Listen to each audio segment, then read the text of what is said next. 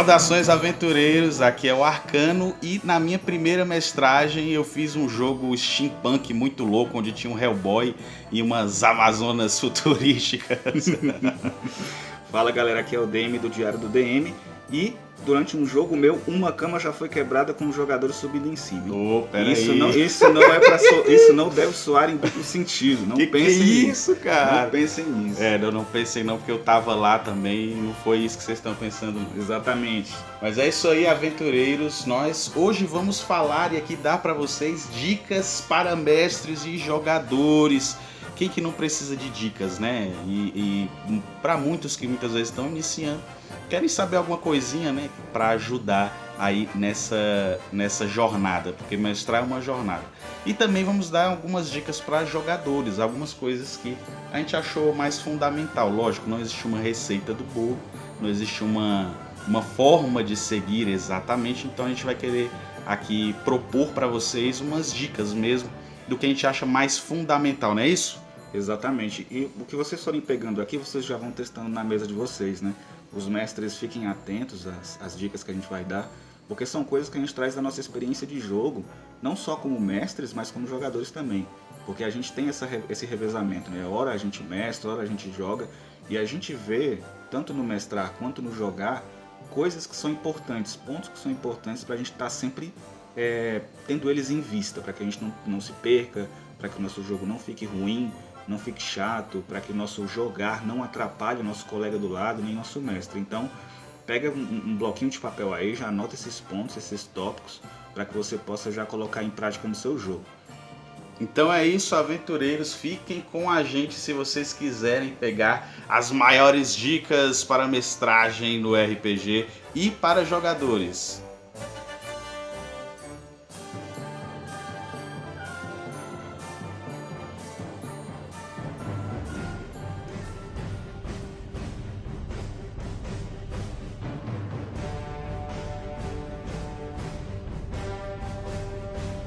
São 6 tópicos aqui que a gente separou para falar sobre o que fazer numa mestragem. A gente vai dividir dessa forma, a gente tem esses tópicos no que fazer e alguns tópicos do que não fazer.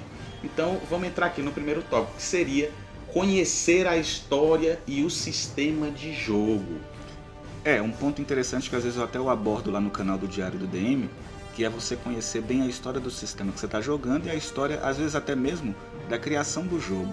É claro que isso não fica um critério obrigatório você saber quem foi que criou o jogo e tal, mas quando você conhece, por exemplo, no D&D, quando você sabe lá a história do Gary Gygax, do Dave Arneson, isso tudo enriquece seu jogo, às vezes até para você trazer elementos.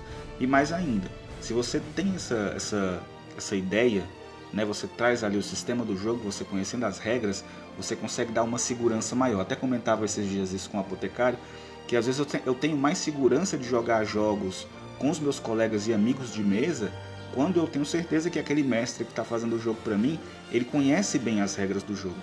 Quando ele conhece bem, eu tenho certeza de que aquilo que eu estou jogando, que aquele sistema que ele está conduzindo, ele vai me dar um amparo mais seguro, assim, vai me dar um solo para eu pisar com mais segurança.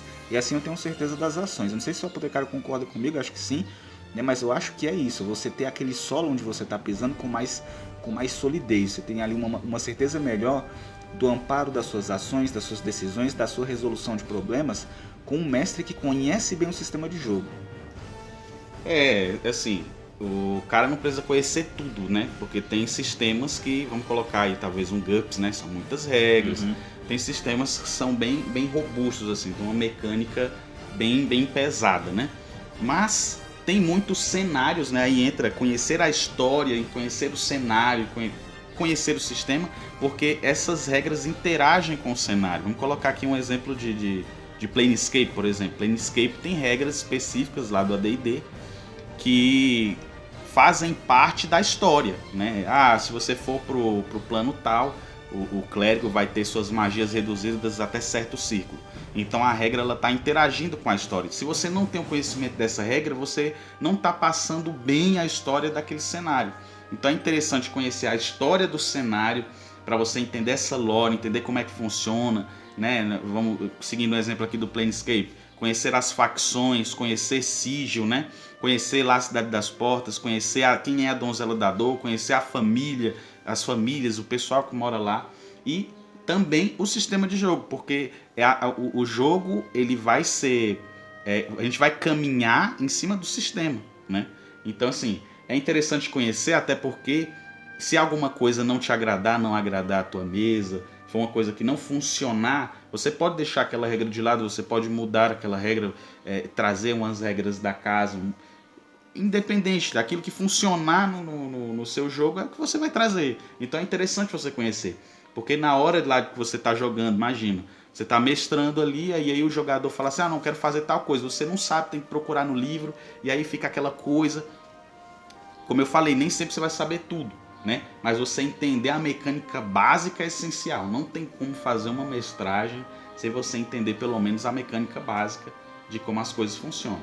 E tem muitos cenários que interagem diretamente com as regras do sistema, né? A gente conhece o Ravenloft, quem já jogou o Ravenloft para AD&D, lembra que o Ravenloft para AD&D tinha regras tinha testes de loucura, de que mais? Medo e horror. Medo e horror e os testes de poder. E esses testes, eles interagiam diretamente com o cenário, que era Ravenloft, que era a Terra das Brumas, como o jogador, como o personagem do jogador lidava com os poderes sombrios que tinha lá, e como o alinhamento dele conduzia ele para algumas situações que poderiam causar mudanças irreversíveis, e isso se traduzia em testes como se fossem salvaguardas, ou mais conhecidos pelos jogadores mais recentes em teste de resistência, né? Que faziam com que o personagem pudesse passar por mudanças irreversíveis. Então o sistema dialoga com o cenário de campanha, e isso é muito legal. Então o fato de você conhecer bem o sistema e o cenário que você está se propondo jogar vale muito a pena, porque você enriquece o jogo, o repertório. É claro que, como o Apotecário falou, você não vai conseguir decorar tudo, e para isso existem as regras da casa e as licenças da mestragem. Então você vai aplicando conforme você vai vendo e a proposta de jogo. Eu acredito que isso até vai entrar um pouco mais para frente num dos outros tópicos, mas é apresentar bem uma proposta legal de jogo. Esse é o segundo tópico, né? O nosso segundo tópico seria apresentar a proposta de jogo, o cenário e as regras para os jogadores. Voltando no primeiro ponto, você tem que conhecer. Conhecendo, você apresenta. Não, ó, a gente vai jogar aqui Ravenloft. Em Ravenloft é um mundo mais sombrio, é uma coisa mais voltada para um terror, envolvendo ali vampiros, envolvendo mortos-vivos, envolvendo lobisomens, casas mal assombradas, fantasmas, essas coisas todas. Então, você tem que apresentar a proposta para o jogador para ver se ele se interessa. Porque se o jogador ele entra sem saber qual é a proposta do jogo, às vezes ele está acostumado a jogar algum jogo no qual é um jogo muito heróico, né? No qual ele sempre se sobressai, onde ele é muito poderoso, aí ele chega num mundo um pouco mais implacável, num mundo um pouco mais difícil, aí ele se sente podado, né? E aí fica difícil para ele seguir ali aquela experiência. Então, se antes a proposta fosse apresentada, falasse para ele assim, não, ó, este jogo é um pouco mais difícil, ele é centrado aqui na parte do terror, tem essas 3 mecânicas de medo, horror e loucura que vão afetar o teu personagem durante o tempo, então não é uma coisa na qual você sempre vai vencer, vão ter dilemas, né, dilemas psicológicos, então é importante apresentar a proposta de jogo, e para apresentar você tem que conhecer, né? Então você apresenta a proposta de jogo, é um jogo mais difícil, é um jogo mais fácil, é um jogo assim, é um jogo desse jeito, apresenta o cenário, né? Não, nesse lugar aqui, seguindo o exemplo do Ravenloft que foi dado, existe aqui o semiplano do pavor, e aí é dividido em vários reinos, né? E nesses reinos existem os lordes sombrios que governam, mas eles não podem sair de lá e etc. Você tem que apresentar, e apresentar as regras, né? Falar assim, ó, tem a mecânica de medo, horror e loucura, tem os testes de poder, né? Nós vamos jogar aqui vamos supor, vamos jogar aqui no AD&D, então as regras é desse jeito. Vamos jogar na 5ª edição, o Curse of Strahd. Então as regras são assim. Então é importante você apresentar a proposta de jogo, o cenário e as regras para ver se os jogadores vão querer participar. Porque senão você começa ali uma coisa que para você preparou uma campanha bem legal e aí os jogadores não se adequam àquilo, né? Porque nem é todo mundo que vai gostar de jogar Dark Sun, não é todo mundo que vai gostar de jogar Ravenloft, não é todo mundo que vai gostar de Planescape. Então assim, existem os favoritos, os cenários, né? Vai também de você conhecer os seus jogadores. Você precisa conhecer bem seus jogadores. Às vezes o mestre está num hype, ele está com muita vontade de mestrar num determinado jogo, né? Um exemplo clássico também é Call of Cthulhu. A gente está muito no hype, a gente teve uma ideia interessante, a gente conheceu aquele sistema, a gente quer trazer ele para a mesa para contar uma boa história e fazer os jogadores participarem dela. Só que nem sempre os jogadores eles vão estar aptos àquilo, e às vezes os jogadores eles vão apresentar certa resistência a lidar com algumas mecânicas do jogo, e isso pode até travar o jogo. Isso varia de jogador para jogador, então é muito importante saber, conhecendo bem cada jogador da sua mesa, conversando. Isso vai do tempo que você joga com eles, né? Você vai conhecendo com o tempo. Conforme você vai jogando, conforme você vai interagindo em mesa, você vai percebendo alguns defeitos, qualidades, alguns pontos a serem melhorados, outros a serem trabalhados, e você pode trabalhar no jogo. E percebendo ali pela forma como o jogador ele interpreta seus personagens, se ele está apto a estar naquele jogo ou não, né? Então vale a pena pensar nisso, vale a pena você apresentar bem, né, naquele pré-jogo, você chegar no jogador e falar para ele, olha, eu vou mestrar isso, é assim, assim, assim, né? Tem essa regra e essa regra e essa tal regra, e ver se o jogador está disposto a se desafiar.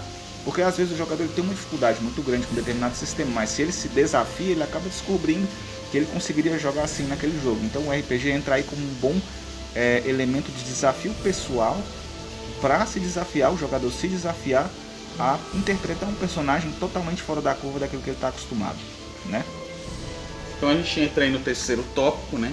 Que é preparar bem a sua aventura estabelecendo pontos da trama ou bioma. Por que o bioma? A gente chama de bioma talvez o lugar ali, o mapa. Vou fazer aqui uma aventura de D&D, vai ser em Baldur's Gate. Então você tem um mapinha lá de Baldur's Gate, né? Você prepara os pontos de interesse. Aqui na taverna vai ser um local no qual eles vão dar início aí à trama principal, onde eles encontram um cara que dá uma informação para eles. Então é interessante você preparar tudo antes, né? A gente vai falar um pouco mais pra frente de roteirização, de um jogo mais improvisado, não vamos entrar nesse tópico agora. Mas aqui a ideia é fazer com que você entenda que você tem que preparar algo antes, né? Preparar ali uns pontos, uns tópicos, né? Preparar o seu mapinha, colocar lá no mapinha lá os tópicos, os locais, para poder dar certo aí a tua mestragem. É aquele clássico esqueleto de mestragem, né? Muitos mestres eles têm os tópicos das histórias anotados no papel. Isso e isso e isso vai acontecer hoje, tal e tal evento vai acontecer nessa sessão de hoje, e existem eventos que estão fixos no bioma local, né? Eventos do mapa, se por exemplo os jogadores estão passando por uma localidade e tem certos habitantes naquela localidade que estão fixos, então necessariamente eles vão encontrar. Então são coisas que você vai trabalhando na criação da história. Você nem deixa a história entregue à aleatoriedade constante, né, da invenção do improviso na hora, e também não deixa a história totalmente presa num roteiro fixo. Você tem um ponto, você tem alguns pontos nos quais você possa trabalhar para dar prosseguimento à sua história. Ao mesmo tempo você tem o bioma, que é o plano de fundo, né, o mundo onde está tudo colocado, às vezes um mini cenário. Então você tem todo ali, atrás de todos aqueles pontos que vão conduzindo a história, daqueles eventos e fatos que vão acontecendo, você tem o bioma, que é o plano de fundo, a localidade, né? Os habitantes daquela localidade, os eventos locais, né? Que estão fixos, apesar dos pontos da trama que vão acontecer, querendo ou não, inevitavelmente passando por ali ou não, né? Então são coisas importantes a você ter sempre em mente, conhecer, né? Deixando os pontos bem colocadinhos ali, conhecer a trama que você mesmo fez, sem se deixar se perder, porque isso acontece bastante.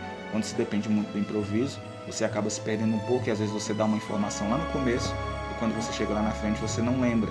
Então esses pontos eles servem para fixar a sua história, para você dar continuidade e um senso para o jogador de que as coisas estão acontecendo e que continuam acontecendo.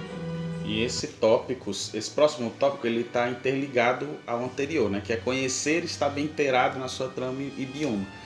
Porque às vezes você pega um mapa grandão e aí você coloca um monte de coisas, você pega um mapa pré-pronto, ou então você faz uma trama bem complexa e você não está inteirado daquilo. Muitas vezes tem pontos que você não lembra o que tem em tal lugar, não lembra o que tem no outro. Então é interessante você conhecer bem o local onde você está colocando para os personagens explorarem, o local onde se passa a aventura ou as localidades, né? Você tem que conhecer bem para depois não gerar desamarra, não gerar furo na sua aventura, né? Então tem que conhecer bem A gente vai entrar depois em outro tópico, comentar sobre isso, assim, detalhar de mais ou detalhar de menos. Mas a ideia é essa, né? Você preparar o local, a trama, o bioma e conhecer a trama e o bioma. Porque às vezes você faz, como eu falei, uma trama muito complexa e deixa coisas passar, né? Exatamente, só até vale você fazer uma diferenciação na questão de um jogo que o jogador pega um cenário, como por exemplo Greyhawk ou Forgotten Realms, falando de D&D, né? E você pegar um cenário que o jogador inventou, que o mestre inventou.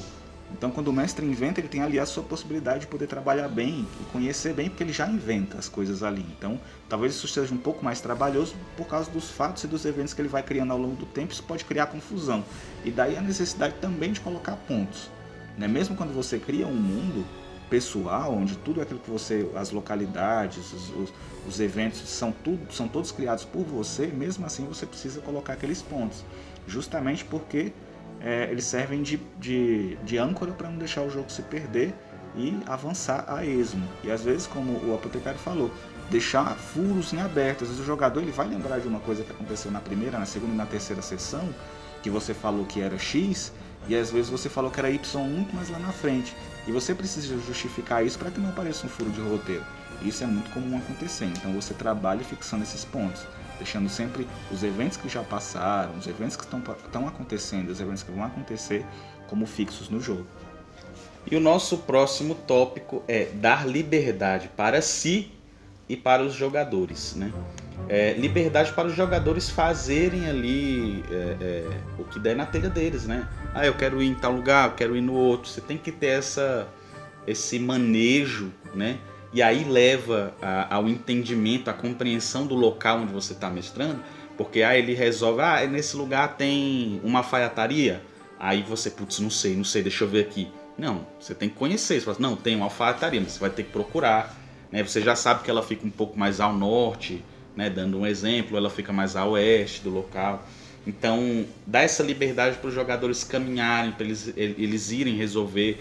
Às vezes eles recebem uma missão na sua mente, eles iriam direto para a missão. Às vezes pensam assim, mas a gente não está bem preparado para isso. A missão era caçar um lobisomem. Então vamos pegar objetos de prata, vamos procurar para a gente poder enfrentar ele melhor. Então ele já gera um contraponto, um local onde eles poderiam ir para outro rumo, onde você não tinha preparado, e também vai entrar no outro tópico, que é a improvisação, que a gente vai falar um pouco mais para frente. Mas dar essa liberdade, não prenda muito, né? Dá essa liberdade para os jogadores seguirem em frente. Eles muitas vezes vão pensar em meios para resolver aquela situação que você não tinha pensado enquanto mestre, né? E a liberdade para si é justamente você se permitir o novo, né? Se permitir ali caminhar naquela proposta que o jogador muitas vezes colocou que você não tinha esperado, né? E você ter essa liberdade dando a si mesmo essa liberdade de trabalhar pontos que você não tinha estabelecido, pode gerar na sua campanha coisas muito boas, coisas muito bacanas. Pode gerar também problemas, mas é sempre bom dar essa liberdade. Não existe um jogo que não haja um problema e que não haja um momento muito bacana, né? Gerado por isso. Acho que todo mestre tem aquele exemplo clássico de estar resolvendo um problema e o jogador apresentar uma questão na mesma proposta, né, que parece tão genial que o mestre às vezes adere àquilo ali, traz para o jogo e incorpora, e nem era aquela ideia principal que ele tinha colocado. Isso é fruto da liberdade do jogador.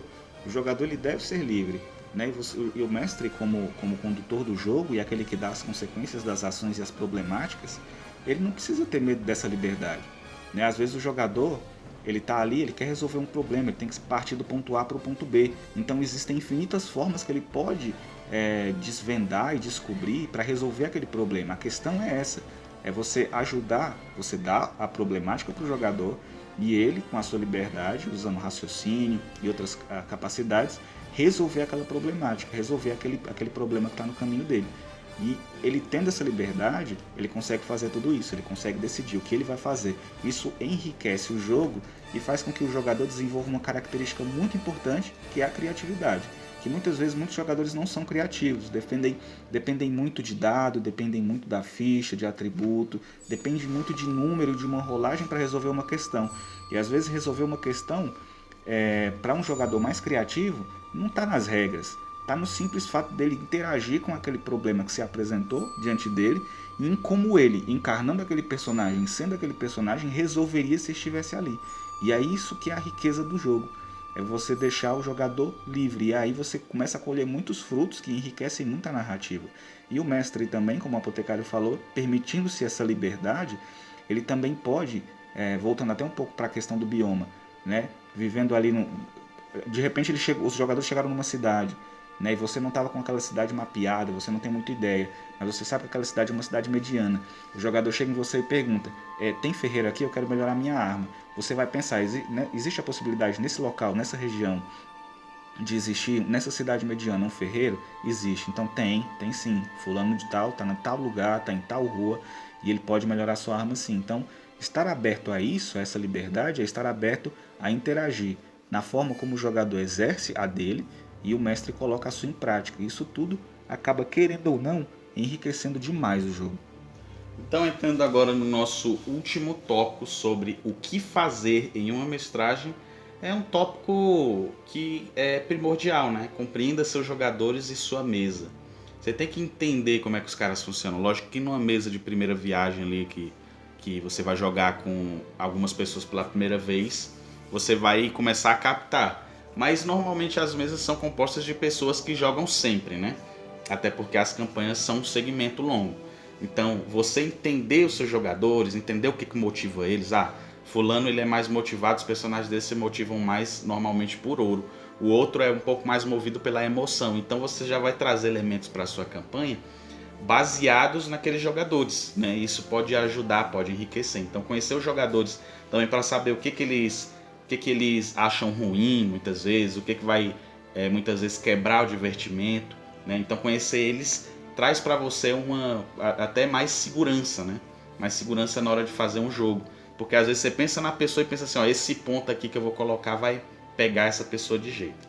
Então é isto. E na questão narrativa isso também entra, porque às vezes o jogador, como personagem, ele tem alguns ideais e objetivos que não variam, né? Tem jogadores que a gente costuma falar que é o mesmo personagem com rostos diferentes, né? O jogador tem muito disso. Tem jogadores que não conseguem variar muito, eles estão sempre ali, a personalidade deles sempre fala mais alto dentro da interpretação do personagem do que aquele personagem que ele se propôs a interpretar. Então aquele mesmo personagem tem a cara do anterior, que tem a cara do outro, que tem a cara do outro, eles são muito parecidos. E você conhecendo bem a motivação do seu jogador, você consegue trabalhar bem a questão narrativa. Às vezes aquele jogador ele não vai querer cumprir aquele objetivo, resolver aquele problema, quando você apresenta, por exemplo, uma recompensa em ouro. Às vezes ele não quer uma recompensa em ouro, às vezes ele quer outra coisa, às vezes ele quer trabalhar o background dele, né? Às vezes ele cria um personagem voltado para isso, então às vezes ele não vai ligar para essa questão, às vezes ele vai olhar para um outro ponto e vice-versa. Você conseguir conduzir bem jogadores dos mais diversos tipos é uma gestão de pessoas, querendo ou não, né? Você vai estar ali conduzindo pessoas, você vai estar ali trabalhando diversos tipos de personalidades diferentes, que algumas vezes vão variar ou não, dependendo da mudança de personagem, e saber o que as conduz. Então, você sabendo disso, você consegue conduzir bem a história e consegue fazer com que os jogadores enriqueçam e permaneçam numa linha, sem se perder dela. Então agora nós vamos tratar 5 tópicos sobre o que não fazer em uma mestragem, né? Então o nosso primeiro tópico é deixar as regras pautarem seu jogo. Isso é um ponto que a gente traz um pouco mais sobre a mentalidade old school. Você vai conseguir ver no canal. A gente tem o último podcast que foi colocado aqui no canal foi sobre D&D old school, né? E no Diário do DM também tem muitos vídeos sobre old school, né? Tem um vídeo lá que nós dois batemos um papo sobre old school, né? Sobre o jogo old school, sobre a mentalidade old school, né?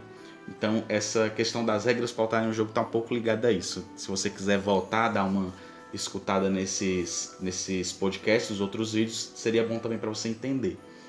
Deixar as regras pautarem o jogo é quando o jogo está muito focado na mecânica, que impede muitas vezes o divertimento, impede muitas vezes uma cena bacana, né? Impede uma coisa que poderia ser uma coisa que ia enriquecer muito a cena, o momento, né? Até a própria trama em si, né? Num momento muito importante. Então, quando as regras falam muito alto, o roleplay, a história, às vezes o background do personagem que está sendo trabalhado vai ficando um pouco mais oprimido, né? Um pouco mais para baixo, né? Quando as regras elas ficam muito fortes ali naquele jogo, né? Às vezes o cara quer fazer uma cena, vamos supor, o cara é um monge, esse até é um exemplo real, né? O cara é um monge e ele pensou nesse monge dele um cara um pouco mais ninja, né? Um cara que pelas as suas habilidades marciais consegue escalar algumas paredes e correr por cima dos telhados, etc.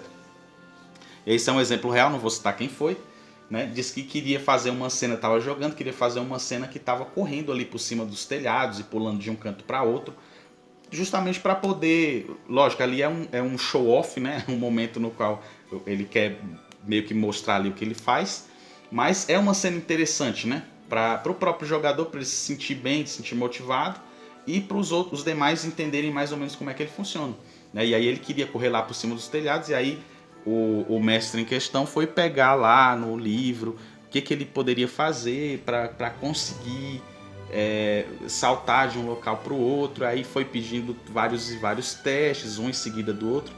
Lógico, você poderia pedir um teste, vamos supor, ele estava jogando quinta edição, né?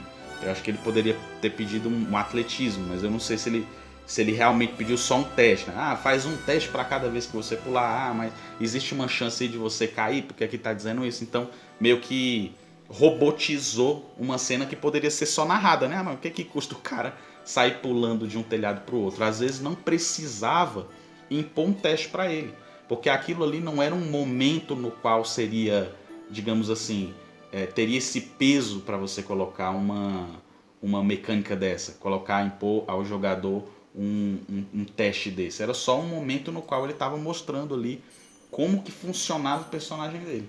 Isso pesa em sistemas mais robustos que são baseados em teste, né? Quando a gente pauta muito a resolução de problemas em testes de atributo, de perícia, seja do que for, quando toda a resolução do problema está pautada ali, seguindo as regras do jogo mesmo, você acaba se perdendo. E aí, por exemplo, o jogador ele cria um personagem que já é propenso, né? Esse monge, por exemplo. Tecnicamente, quando você pensa em monge, você já pensa num cara mais ágil, você já pensa num cara que tem mais habilidade, porte atlético, que tem mais uma habilidade de lutar desarmado, que tem mais aquela qualidade de ser um Jack Chan no jogo, mais ou menos.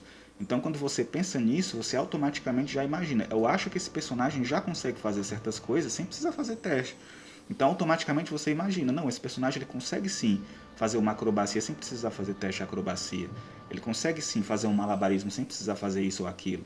Né? Não tem necessidade de teste. Quando você pauta muito em questão de testes, sempre dependendo do dado, você acaba perdendo um pouco e podando aquela criatividade que o jogador poderia expressar de uma outra forma, de uma forma mais narrativa. Isso cabe muito em resolução de problema.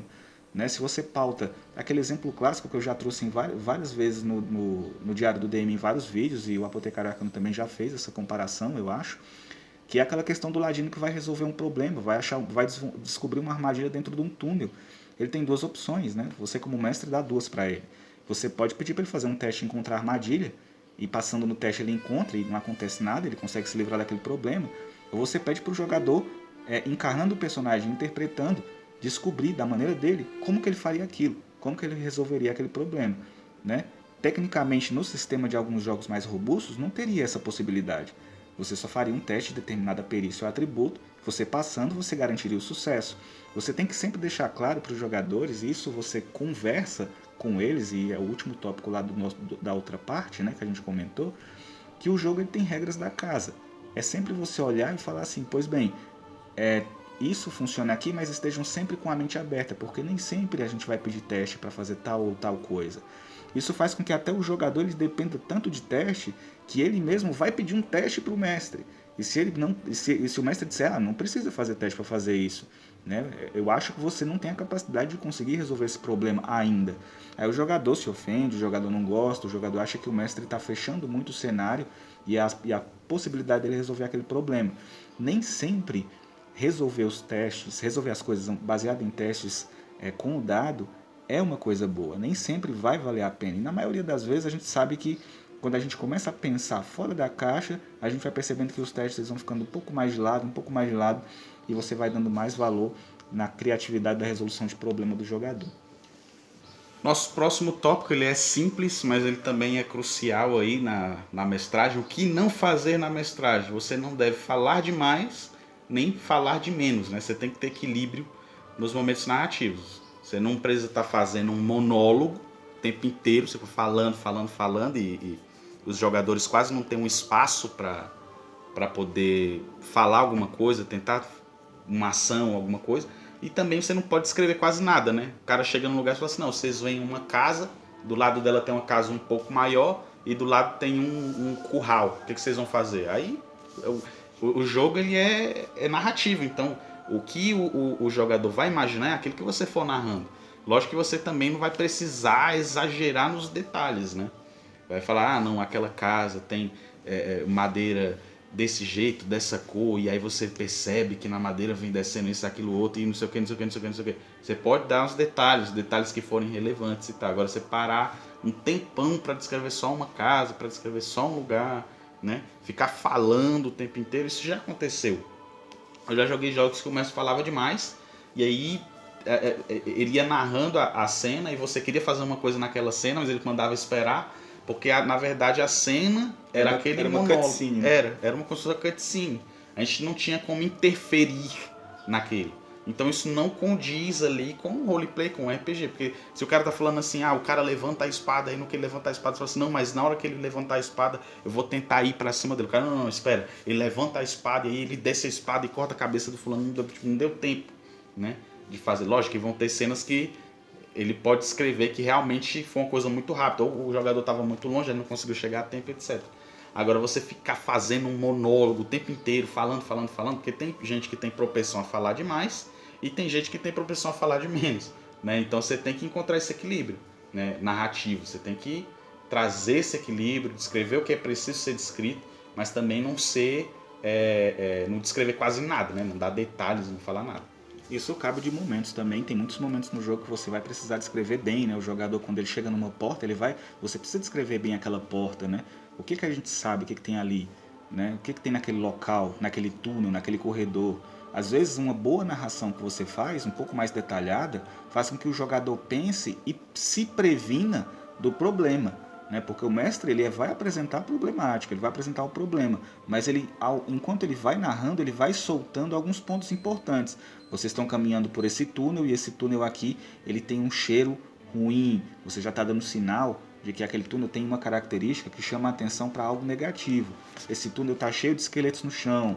Então você chamou mais uma vez a atenção para o jogador. Então o jogador ele já tem que estar em estado de alerta. Se ele não entrou em estado de alerta, infelizmente ele não quis entrar ou não prestou atenção, porque você deixou os gatilhos dados. Então vem essas questões. Às vezes, por exemplo, uma narrativa que tem uso pouco de palavras e descrições. Às vezes quando o jogador ele pede para um ferreiro melhorar a espada dele, você não vai parar o jogo ali para descrever todos os detalhes que o ferreiro está fazendo. Às vezes você só fala assim, ele bate ali o martelo algumas vezes, tu fica ali por alguns minutos, algumas horas, então volta, a arma já está melhorada. Então tem essas questões, você precisa saber focar e equilibrar em momentos do jogo, quase como se fossem em ondas mais narrativas, ondas menos narrativas, para que o fluxo do jogo não se perca. E o mestre ele não deve falar de mais nem falar de menos, ele tem que achar esse ponto de equilíbrio, né? E achar os momentos em que ele deve descrever um pouco mais, aqueles que ele deve escrever um pouco menos. Mas aí depende de cada mestre, varia de mestre para mestre. Há muitos mestres que falam muito, outros que falam pouco. Eu acredito que todos que estão ouvindo aqui têm alguma experiência, às vezes até muito engraçada ou negativa com relação a isso. É esse equilíbrio que vai fazer com que a narrativa ela seja fluida, que ela seja boa, né? Você descrever as coisas que são relevantes, né? Para o momento, para a cena. Se você for descrever uma coisa, um lugar que tenha vários pontos e cada ponto que for relevante, se você deixar passar alguma coisa e só revelar se o jogador perguntar uma coisa que seria óbvia, né? Não uma coisa que seria oculta, mas uma coisa que seria óbvia. Você não passou o personagem, aquilo acarreta num problema, aí o cara vai questionar e falar, mas você não perguntou, então não tem como, né? Você tem que descrever, tem que colocar, tem que trazer todos os elementos que são relevantes para aquele momento, para aquela cena. No nosso próximo tópico, nós temos aí uma história sem pé nem cabeça. Não faça uma história totalmente improvisada, né? Isso pode dar muito ruim. Existem casos que pode dar bom, né? Depende do momento. Às vezes você é pego de surpresa e aí os caras falam, não, vamos jogar um RPG aí. Aí você improvisa, aí tudo bem, você tá ali no momento. Agora você fala assim, não, vamos jogar uma campanha que eu pensei aqui numa trama, aí você só tá com aquela trama na cabeça, você não preparou nada, e na hora que você vai narrar, você confunde as coisas como você tá querendo na hora. Primeiro você narrou que na esquerda tinha um poste, aí depois você esqueceu que esse poste estava lá e narrou que na esquerda não tinha nada. Então vai ter esses problemas, porque quando você prepara bem, você entende tudo, que volta lá nos inícios lá dos primeiros tópicos, quando você entende o lugar. Então se você for improvisar tudo, você vai esquecer o nome dos NPC que você vai colocar aleatoriamente, você vai esquecer os locais, você vai esquecer onde estão as coisas, né? Tem que ter esse equilíbrio. O nosso próximo tópico é falar também de histórias muito roteirizadas, pré-determinadas, né? Então não faça uma história sem pé nem cabeça, você vai simplesmente chegar lá com o caderno em branco e querer desenrolar alguma coisa, né? Como eu falei, às vezes pode ter dado certo, às vezes você tem uma história sua de um momento como esse que deu certo, mas nem sempre, né? O que funciona mais é aquelas histórias de um capítulo só, né? Que as pessoas chamam de one shot, que é aquela história que funciona só como uma sessão, talvez duas. Ali funciona bem porque você não tem muita informação. Agora, quando você estende para sessões mais longas, para campanhas mais longas, aí complica. Às vezes até mesmo a gente tem casos de várias mestragens minhas, jogos que eu mestrei, que às vezes eu me confundia com um evento e eu tinha anotado várias coisas e eu tinha que voltar e renarrar porque o jogador ele falava, não, isso não aconteceu. Não foi assim, a gente resolveu esse problema já. Aí a gente tem que voltar. Mesmo quando a gente tem as coisas anotadas, acontecem esses probleminhas, isso é normal. Mas é bom ter essa noção, porque cabe o divertimento de todos na mesa, né? Todos cooperam para o seu divertimento mútuo. Então, querendo ou não, quando você vai para a mesa já apresentando uma proposta para o seu jogador, que está ali se dispondo de 3, 4, 5 horas para estar ali sentado na sua frente ouvindo você falar, você tem que trazer algo bom. Né? Você tem que pensar, bom, vou trazer uma história boa, interessante, que vai valer a pena e que faça ele pensar depois que terminar o jogo, que ele vá para casa, ele fique pensando, ele fique cogitando as coisas que foram feitas aqui, os problemas que ele pode resolver depois. É isso que é bacana, é você não depender da aleatoriedade pura, mas você ter ali uns pontos anotados e olhar assim, bom, é legal você criar histórias assim, do nada, acontece histórias de darem resultados muito bons, mas nem sempre dá e na maioria das vezes isso gera um problema grave. E isso leva para o próximo tópico, que é criar uma história totalmente roteirizada, totalmente pré-determinada, né? Quando você roteiriza tudo, você está criando já o início e o fim, né? Você já está criando o início, o meio e o fim. Então, independente do que os jogadores forem fazer, vai acontecer aquilo que você anotou. Então, eles não estão fazendo diferença. Eles estão sendo espectadores do que está acontecendo. Então, e você pode encontrar problemas numa história muito pré-determinada, né? Uma trama pré-determinada, com as coisas tudo bem os jogadores têm que sair do ponto A para o ponto B, mas se eles não quiserem ir para o ponto B, como é que vai ser? Né? Que você está roteirizando demais, então entra também no da liberdade. Você também saber motivar, saber fazer talvez uma descrição na qual eles se interessem por aquele lugar e aquela coisa toda. Né? Então, assim, se você pré-determinar demais e o seu jogo ficar muito dependente de pontos, de locais, de situações, os jogadores têm que fazer isso para isso acontecer, se eles não fizerem, né? Então tem que ter esse equilíbrio. Não é uma história totalmente improvisada, nem uma história totalmente pré-determinada. O jogador ele precisa ter aquela noção de que as ações dele têm impacto no mundo do jogo e que aquilo que ele faz influencia de modo geral a história. Seja ali num evento particular da trama em que um personagem, um NPC acaba morrendo e ele consegue vingar ele e tal, acontece isso. Ou histórias em que os jogadores criam personagens, esses personagens fazem coisas tão grandiosas que eles são incorporados como grandes personagens ali no meio daquela história toda. Então o jogador, quando ele não consegue ter essa liberdade numa história com um final já pré-determinado e tudo já pré-concebido para acontecer, ele vai, bom, o meu personagem ele não vai fazer mudança nenhuma, não vai causar nada, não tem impacto nenhum, os impactos já estão medidos pelo mestre e infelizmente é isso. Essa é a receita para o seu jogo dar errado e para os seus jogadores não quererem repetir a dose com você.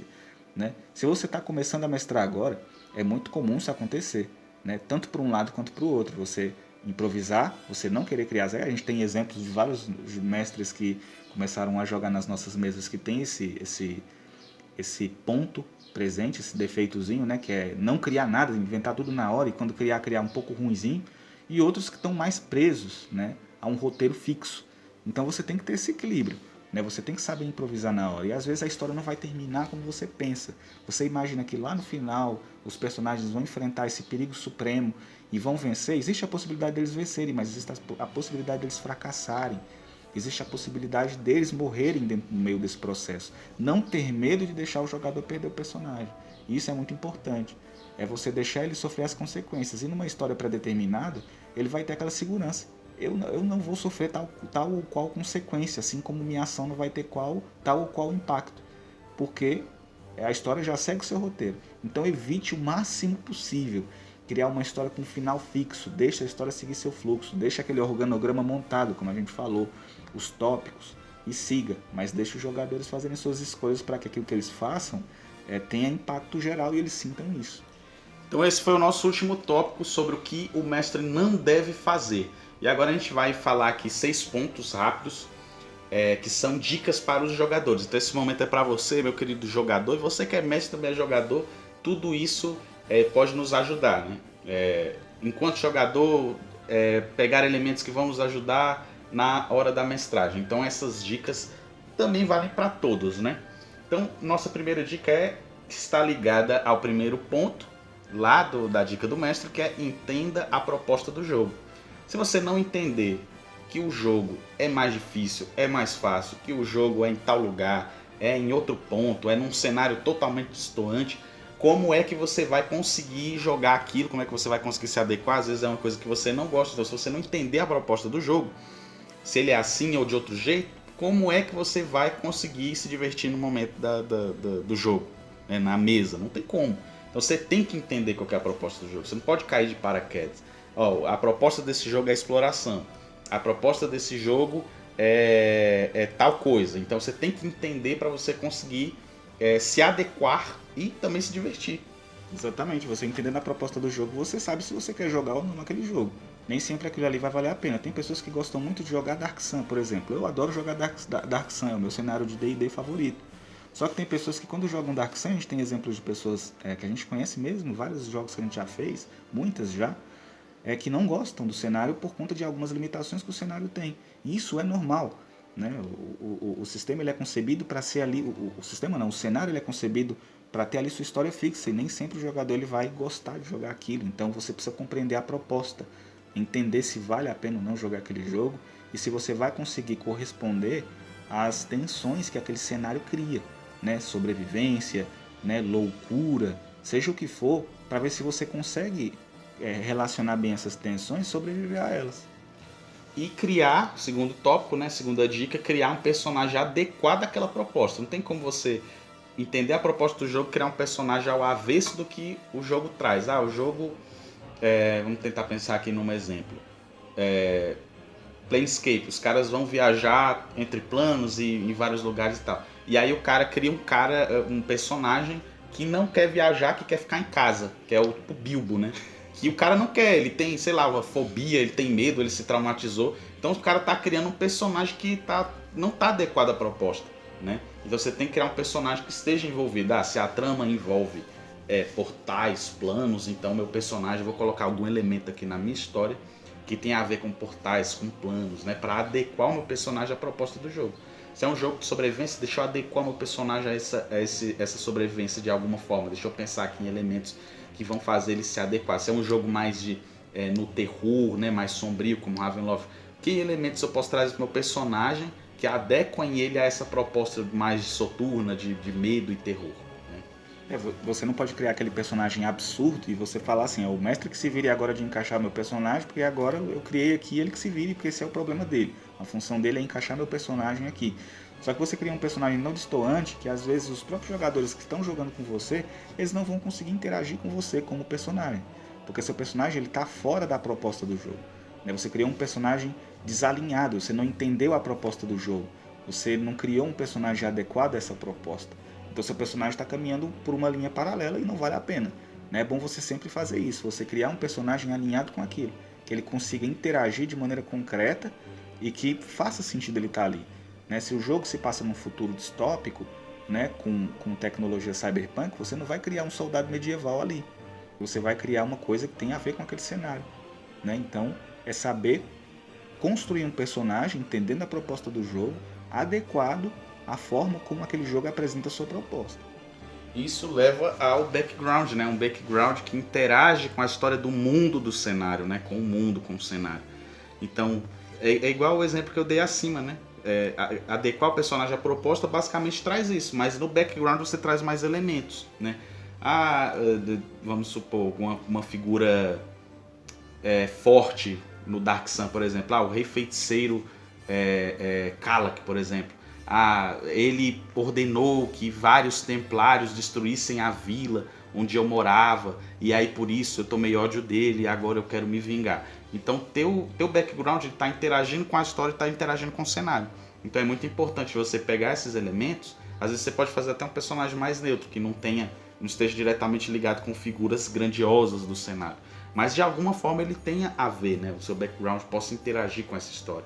Porque se você fizer uma história muito neutra ou então um background avesso ao cenário, à história do jogo, vai ficar um pouco complicado na hora de você se adequar ali às propostas que o mestre for fazer, às problemáticas, né? As missões, mas o personagem não tem muito a ver com isso, então eu não vou. Então tem que saber adequar bem, né? E querendo ou não, quando você entende o cenário do jogo, aquilo vai te dar ideias para criar personagem. E às vezes você cria um personagem com um background muito absurdo, né? O meu personagem ele já foi um rei, governou um império e não sei quantas milhões de pessoas, mas ele perdeu tudo numa tragédia e hoje ele vaga como agora ele está vivendo no presente, né? Mas faz sentido um personagem que fez tudo isso ser um personagem iniciante de primeiro nível, por exemplo, né? Porque o jogador ele está começando ali o jogo, ele está no nível de iniciante, né? Geralmente quando se começa. Então faz sentido esse background, faz sentido ele ter sido um ninja no passado e caiu uma pedra na cabeça, ele perdeu a memória, né? Tem backgrounds, né, origens de personagem que são de alguma maneira contraditórias com o próprio interagir do personagem no comecinho do jogo com os outros. Porque todo mundo ali é iniciante, a não ser que você comece um jogo em níveis mais altos, então você trabalha esse background.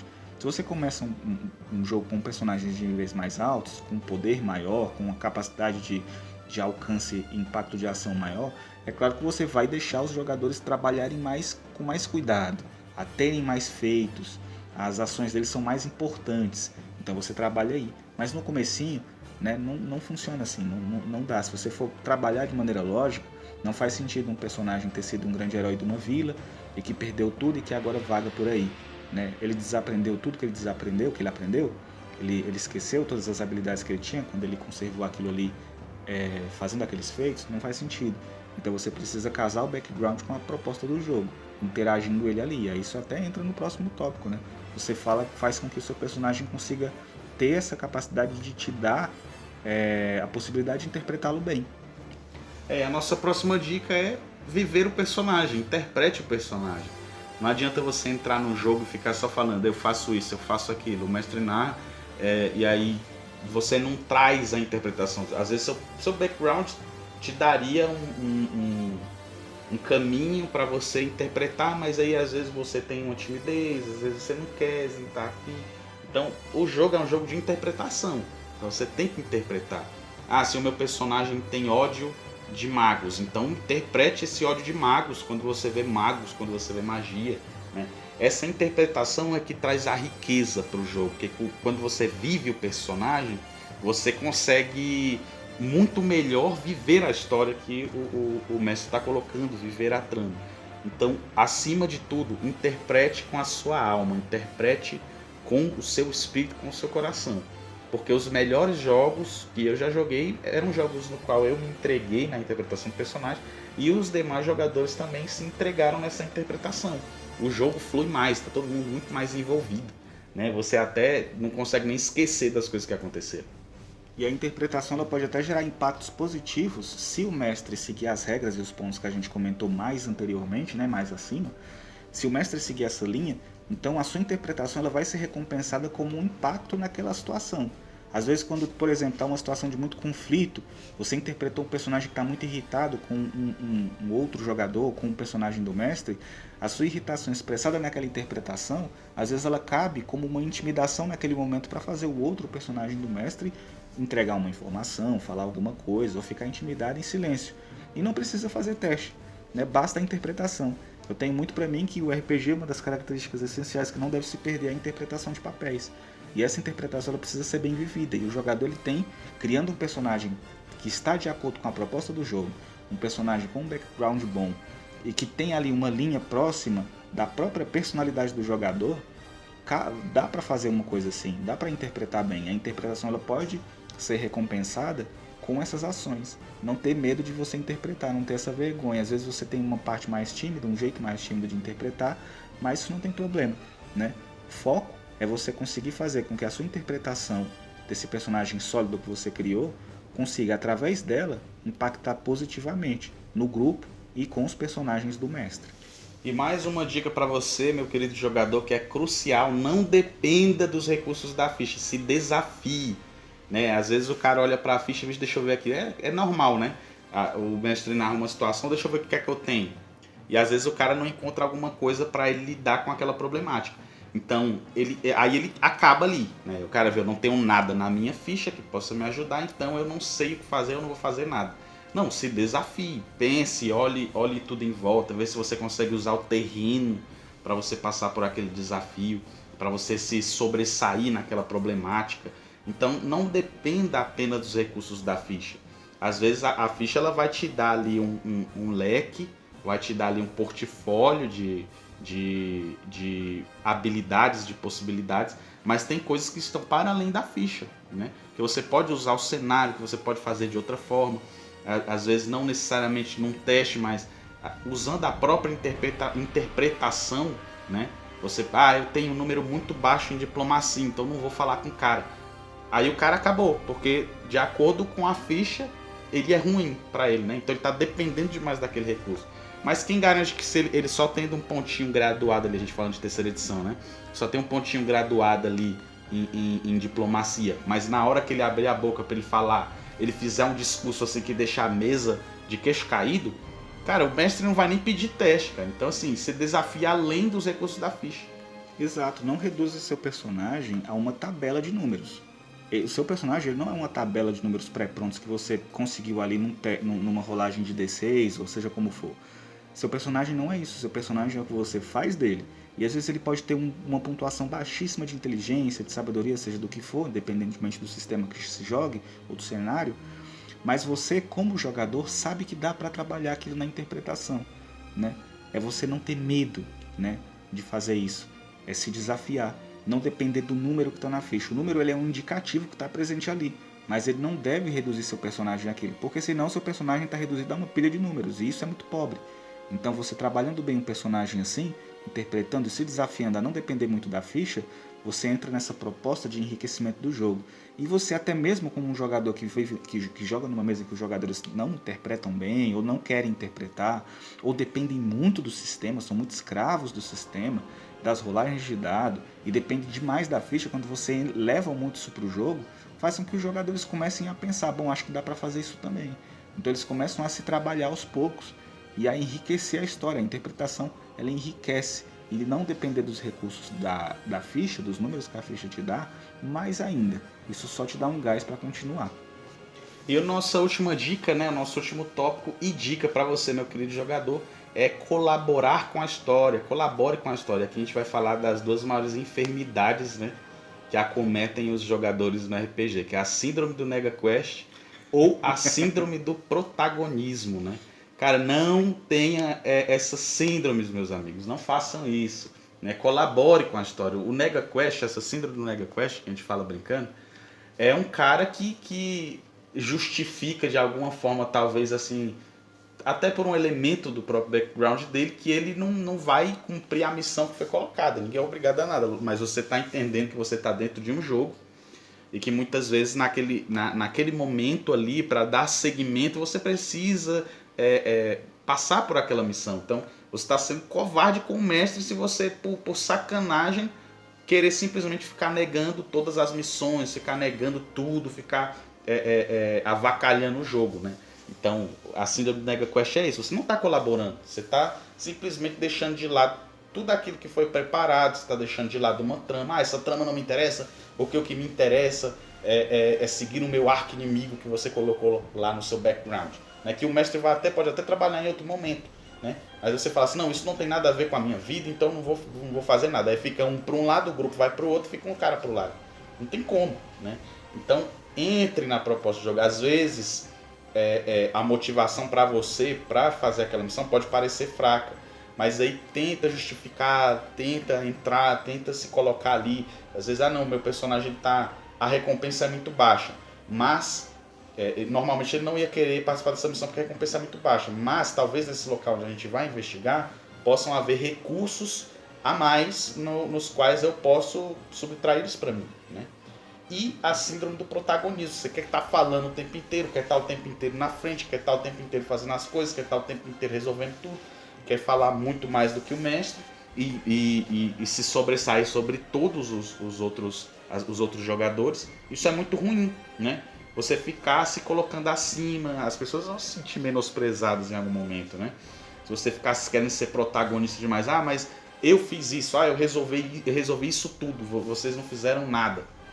Isso é uma coisa que acaba com a diversão, acaba com a experiência. Você vai estar sempre tomando lugar, às vezes o outro cara teve uma ideia, mas aí ele não quer mais nem expressar, porque você fica o tempo inteiro falando, o tempo inteiro tomando a frente, o tempo inteiro. Tem que ter um equilíbrio, né? Tudo há equilíbrio, tudo tem que ter temperança, né? Temperança é uma virtude. Você tem que saber os momentos nos quais você pode usar da sua história para trazer um contraponto numa missão, num momento que vai gerar um momento de tensão entre o seu personagem, o NPC, entre o grupo. Isso é muito enriquecedor para o jogo, né? E também saber os momentos nos quais você deve se colocar à frente, né? Que você deve protagonizar aquele momento. Você não vai protagonizar tudo, nem vai deixar tudo de lado. Exato.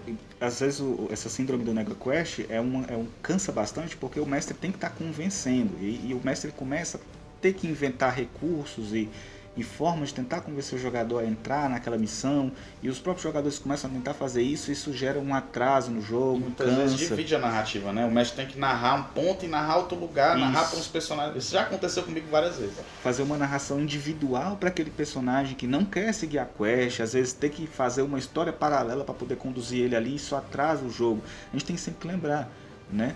Se reúne 5 pessoas para jogar, é para aquelas 5 pessoas jogarem. Há momentos na história que você vai ter que narrar especificamente para uma, para outra, quando o grupo se divide. Mas em essência é todos juntos. Quando todos jogam separados, não é RPG, você está narrando um RPG solo. Então é melhor não reunir o grupo. Faz um jogo para cada um separadamente. E no dia que for reunir, junto o pessoal. Né? Então é esse trabalho de convencimento que vai sendo feito, cansa o mestre, cansa o jogador e atrapalha o divertimento. E o outro, que é a síndrome do protagonismo, é sempre aquele personagem que quer ser estrelinha do jogo, que quer resolver, isso é uma característica principal, quer resolver absolutamente todos os problemas e menospreza o outro personagem, né? Não é porque você tem inteligência 18 ou porque você tem força 20, que aquele personagem que tem uma força 10 e uma inteligência 9, ele deve ser menosprezado por aquela característica. Ali é somatória, é um trabalho de somatório, que falta num, outro soma. Então é um trabalho de grupo, de resolução de problemas. Você vai compensar a falta daquele jogador, bem como ele vai compensar a sua falta, nesse sentido. E geralmente, quando tem essa síndrome do protagonismo, geralmente, como o Apotecário falou, tem sempre muito disso, né? Esse menosprezar a ação dos outros jogadores. Achar que só o seu personagem fez todos e resolveu absolutamente todos os problemas, e os outros não fizeram absolutamente nada. E isso empobrece o jogo.